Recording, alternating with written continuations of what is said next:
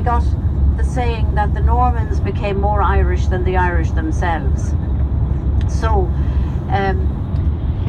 the city, as I say, was a walled city, and little by little these barriers all broke down, and the Normans eventually intermarried with the native Irish, although they had been forbidden to at first, but they did eventually. Anybody with a name like Fitzgerald, Fitzpatrick, Fitzgibbon, Fitzsimon, anything beginning with Fitz means that they were of Norman ancestry. Anything beginning with D-E, like de Burgh, de Lacy, Darcy, all of these were Norman names also. So they were great builders. They built many of our passageways or roads. They built the castles. They built walls around the towns and the cities. They were hugely productive. So anyway, this castle was built and it was lived in by many different people, but the family that have lived in it for the longest times were called butlers. Butlers. Now many names that you would hear, they would have a significance. For example, the name butler would mean that at one time they were butlers to the king or the queen, and they were probably very successful. But anyway, in this case the name was butler, and they lived in this castle for many centuries.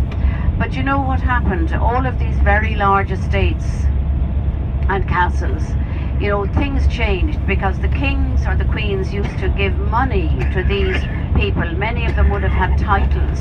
They would have been earls and dukes and marquises. So the kings and the queens would give money to them to maintain their castles. But of course that all changed. And they were no longer getting money to survive from the kings and queens, because at one time, you see, the kings and queens owned all the land, so it was a kind of a feudal system. So they had to survive themselves. So of course, little by little, they could no longer maintain these very large estates and these very large castles, as happened with Kilkenny Castle. And then it was eventually handed over to the state. It was given for approximately, now I'm only saying this off the top of my head, something like £50. It might have been more, it might have been less, but very small amount of money passed hands anyway.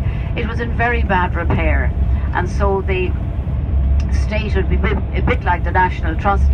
They set about restoring the castle, which they have done beautifully, and they have been very successful. It's a very, very, very busy castle now, with visitors that come from all over to see it. So that's where your visit is going to be, and we are booked in there. We have a very definite slot that we have to be there on time for, and it's at 1:30. So you'll be going in to visit Kilkenny Castle at that time, and I think you'll all really enjoy it. Now the other thing, of course, is that at the far end of the city you have this very large cathedral. It's called Kilkenny Cathedral, and it again is Church of Ireland, or Protestant church, and this was also built by the Normans. So you have at one end the castle, and at the other end you have the church. Within the grounds of that church there is a round tower. Now you may well want to walk around later on your own, and you can go up and visit that, because this is certainly within walking distance of the hotel. The round tower that's in the cemetery of the grounds of the church does not have the point on the top. That's gone, but it does have a little kind of a railing around the top, and I think it's only one of two in the country where one can go up to the top of it.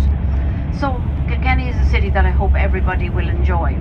It's another little story I want to tell you about the city, because this evening I'm going to recommend to you that you go out and about after dinner. And if you want to go and to a real old worldy pub, it's called Alice Kettler. Alice Kettler.